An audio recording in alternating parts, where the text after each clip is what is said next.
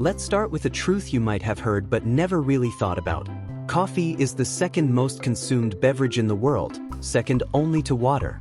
Billions of cups are served every day. And you're probably drinking one right now. But here's what few people know. Coffee was once food, once medicine, was banned under threat of death, and believe it or not, its legendary origin involves dancing goats and monks who didn't want to sleep. Come along as we uncover the complete history of coffee, from the Ethiopian shepherd to your morning cup. The story of coffee begins in the highlands of Ethiopia, most likely in the region of Kaffa, and it's no coincidence the names sound similar. Around the 9th century, a shepherd named Kaldi noticed something strange. After nibbling on the red berries of a certain shrub, his goats became full of energy, frolicking around and unable to sleep at night. Intrigued, Kaldi took the berries to a monk at a nearby monastery. The religious man initially rejected the plant, calling it the devil's work, and threw the berries into the fire. But then something magical happened. The beans began to roast, and a delightful aroma spread through the monastery. The monks gathered the beans, made an infusion, and discovered that the drink kept them awake during long nights of prayer. Coffee was born. The plant, however, did not remain confined to Ethiopia. Around the 15th century, wild coffee plants were taken from Ethiopia to southern Arabia, especially to Yemen, where they began to be systematically cultivated. It was in the Arab world that coffee got its name. The word coffee comes from the Arabic kawa, which originally meant wine, a reference to its stimulating effects, since alcohol was forbidden by Islam. The Arabs were the first to roast and grind the beans the way we know today.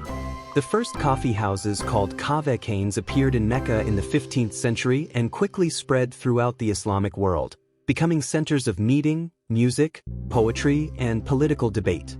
But not everything was smooth sailing. In 1511, the governor of Mecca, Kher Beg, banned coffee on the grounds that it stimulated radical thought and social gathering. In other words, it threatened political control. The ban, however, didn't last long. When coffee reached Europe in the 16th century, the reception was equally hostile. Catholic clergy called it the devil's drink. Coffee's fortune changed when Pope Clement VIII decided to try it. According to legend, he found the drink so delicious that he said, "This devil's drink is too good to be left only to the infidels." And he blessed it. Coffee shops spread rapidly across Europe. Not all rulers, however, were so tolerant. Ottoman Sultan Murad IV, in the 17th century, banned coffee under penalty of death. In Sweden, King Gustav III ordered convicted criminals to drink coffee while doctors monitored them, trying to prove the beverage was deadly. They survived. The doctors, not so much. Coffee arrived in Brazil in 1727, in a story worthy of a film. The Portuguese military officer Francisco de Melo Palheta was sent to French Guiana to settle a border dispute. The wife of the French governor, charmed by him, gifted him coffee seedlings hidden inside a bouquet of flowers. He brought the seedlings to Para, and the rest is history. By 1850, Brazil was already the world's largest coffee producer, accounting for 40% of global production. The coffee cycle transformed the Brazilian economy, drove European immigration, and financed the country's industrialization. Today, Brazil remains the world's largest producer, responsible for about a third of all coffee consumed on the planet. Curiously, the biggest coffee consumers in the world are not the largest producers.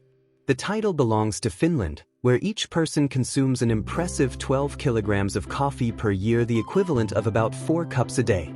The high consumption is due to the cold climate and the strong coffee culture, which is deeply rooted in Finnish daily life. Nordic countries dominate the ranking. Norway comes in second with 9.9 kilograms per capita, followed by Iceland with 9 kilograms and Denmark with 8.7 kilograms. Sweden, with its traditional coffee break called fika, also appears in the top tier with 8.2 kilograms.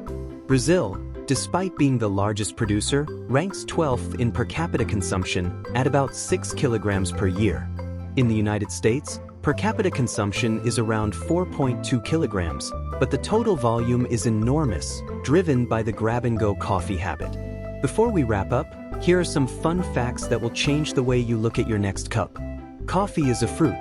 The beans we roast and grind are actually the seeds of a cherry. The fruit pulp is discarded or used to make cascara tea. Beethoven was obsessed with coffee.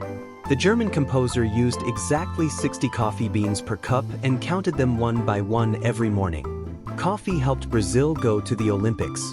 In 1932, the Brazilian government had no money to send its athletes to Los Angeles. The solution was to sell coffee. And it worked. Coffee wasn't always a morning beverage. Before the 18th century, people started their day with alcoholic beverages, beer or wine, and only later did coffee take over. There are two main types of beans: Arabica, milder and with lower acidity, grown at higher altitudes, and Robusta, more bitter with higher caffeine content, used in blends and instant coffees. Decaf isn't 100% caffeine-free. To be classified as decaffeinated, coffee must have less than 0.3% caffeine. So, the next time you raise your cup to your lips, remember, you're not just drinking coffee.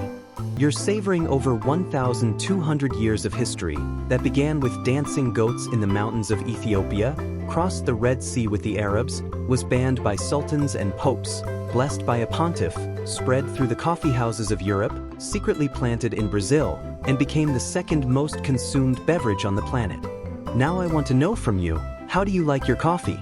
Black, with milk, with sugar, espresso, brewed, iced? And most importantly, did you know that coffee was once banned under threat of death? Tell us in the comments. If you enjoyed this strong, full-bodied story, hit that like button to help the channel grow. And if you're not subscribed yet, subscribe now and ring the bell because every week a new story is coming out of the kitchen. See you on the next plate.